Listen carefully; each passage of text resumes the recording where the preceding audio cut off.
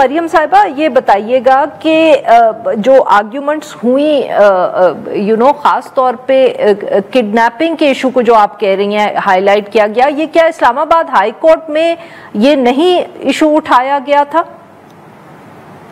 देखिए, इस्लामाबाद हाईकोर्ट के सामने भी अपील में ये इशू उठाया गया था, लेकिन इस्लामाबाद हाईकोर्ट का जो डिवीजन बेंच था जिसकी सरबराही उस वक्त के चीफ जस्टिस आमिर फारूक कर रहे थे, उनके साथ जस्टिस सरदार एजाज इसहाक थे, उन्होंने जो उस वक्त जाहिर जाफर के वकील थे उनका ये आर्ग्यूमेंट बिल्कुल भी कबूल नहीं किया था, बल्कि उन्होंने ये कहा था, क्योंकि डिफेंस जो नूर के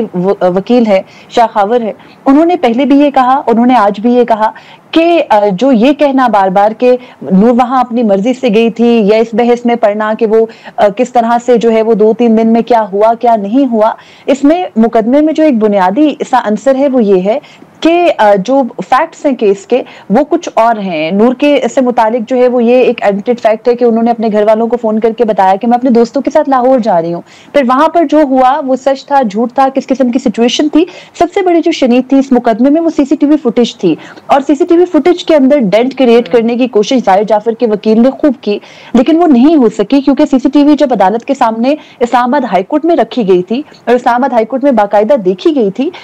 तो तब भी ये बात एस्टैब्लिश हुई थी कि वो मुकम्मल 3 दिन की डीवीआर है, और उसके अंदर कई मर्तबा देखा गया था कि मकतूला ने वहां से भागने की कोशिश की थी। तो वो जो किडनैपिंग का आंसर है उसको जो है वो स्टैम्प करती है, उस बात की तस्दीक करती है। इसलिए इस्लामाबाद हाईकोर्ट ने जो अगवा का केस था उसमें भी सजा बरकरार रखी, और फिर सुप्रीम कोर्ट का के सामने, क्योंकि बार बार जो है वो ये कहा गया कि किडनैपिंग का जो आंसर है वो दुरुस्त नहीं है, और एक लिविंग रिलेशनशिप का जो मामला था उसको उठाया गया, और जजेस इस बात को तस्लीम भी कर चुके। अब उनके सामने क्या रिकॉर्ड है, क्योंकि इस केस का जो रिकॉर्ड है वो बहुत सारा ऐसा था जिसको जाहिर जाफर के वकील ये कह रहे थे कि मैं खुली अदालत में पढ़ नहीं सकता, आप खुद पढ़ लीजिए। कुछ रिपोर्ट्स थी, पोस्टमार्टम की चीजें थी, तो बहरहाल उनको पढ़ने के बाद बेंच अभी अपने तफसीली फैसले में लिखेगा कि वो इस नतीजे पर क्यों पहुंचा कि किडनैपिंग की सजा कम की जाए। बहरहाल वो ये तो समझते हैं कि किडनैपिंग हुई, तो इसीलिए उन्होंने कुछ सजा बरकरार रखी, लेकिन उसको खत्म जो है वो मुकम्मल तौर पर नहीं किया। तो दैट मीन्स के बेंच का ये ख्याल नहीं है कि किडनैप नहीं किया गया था। तो बहरहाल अभी तफसीली वजूहात आने से साबित होगा कि क्या जो है वो बेंच ने समझा कि क्यों सजा को कम करके एक सजाए मौत बरकरार रखी जाए, किडनैपिंग की सजा भी कम की जाए। फिर जो शरीक मुल्ज़िमान थे उनको भी उनकी सजाएं मुकम्मल होने पर बरी कर दिया गया। तो अभी रीजनिंग आना बाकी है। डॉक्टर साहब, ऑब्वियसली जैसे आपने कहा कि ये सबके लिए बहुत एक चैलेंजिंग वक्त होता है, तो खास तौर पे सर जब खवातीन के खिलाफ इस किस्म का जुल्म हुआ हो, ये I mean this is not an ordinary murder case, what should the government do, जिसको कहते हैं ना अवेयरनेस बढ़ाने के लिए कि खवातीन के खिलाफ इस तरह का जो तशद्दुद है उसको लोगों को ताकि समझ आए, इसको कैजुअली ना लिया जाए, ये जो विक्टिम शेमिंग की बात है ये बाद में ना हो, ताकि ना सिर्फ लोग रिपोर्ट कर सके बल्कि इनका हल हम कत्ल होने से पहले भी ढूंढ लें। देखिए, मैं आपसे अर्ज करूं कि as a psychiatrist victim shaming actually हमेशा एक ऐसे माशरे में की जाती है जहाँ पे जो कमज़ोर है उसके राइट्स नहीं होते, वहाँ सिर्फ ताकतवर के राइट्स होते हैं। इसलिए ये सारा कॉन्सेप्ट है विक्टिम का और प्रोसिक्यूटर का। असल हकीकत जो आज़ाद सेहतमंद माशरे होते हैं वहाँ पर अफराद बराबरी की सतह पर देखे जाते हैं।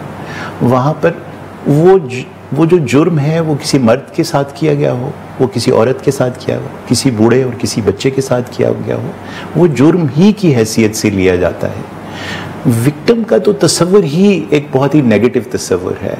जो जुर्म होते हैं उसमें से तो या तो सरवाइव करते हैं लोग जी, तो वो बहुत बड़े सर्वाइवर होते हैं। सो बुनियादी तौर पर इसको यूलोजाइज करने की कोशिश करना या इसको अंडरमाइन करने की कोशिश करना कि एक शख्स वहाँ पर था ही क्यों, उस खातून ने ऐसे कपड़े क्यों पहन रखे थे, ये तो एक इंतहाई जो शिकस्ता हाल माशरे होते हैं जो इखलाकी तौर पर बहुत ज़्यादा पस्त हो चुके होते हैं, वहाँ इस तरह की दलीलें एक बीमार जहन दिया करता है। एक सेहतमंद माशरे में तो औरत की कदर और उसका जो स्टेटस है वो यूं ही आम इंसानों से भी बहुत ऊपर लिया जाता है। और इस्लामी माशरे में तो ख़ास तौर पर जो प्रेसिडेंसेस हज़ूर पाक सल्लल्लाहु अलैहि वसल्लम ने औरत के स्टेटस के बारे में रख दिए हैं, उसके बाद तो कोई तस्वर ही नहीं बचता कि जहाँ हज़रत फ़ातिमा सलामुल्लाह अलैहा के आने पर वो ख़ुद खड़े हो जाते थे अपनी जगह से। तो उन्होंने जो औरत को स्टेटस दे रखा है उस माशरे में ये कहना कि उसको आप एज ए विक्टिम शेम करें, तो ये मैं समझता हूँ कि बहुत ही बीमार जहन ही कर सकता है।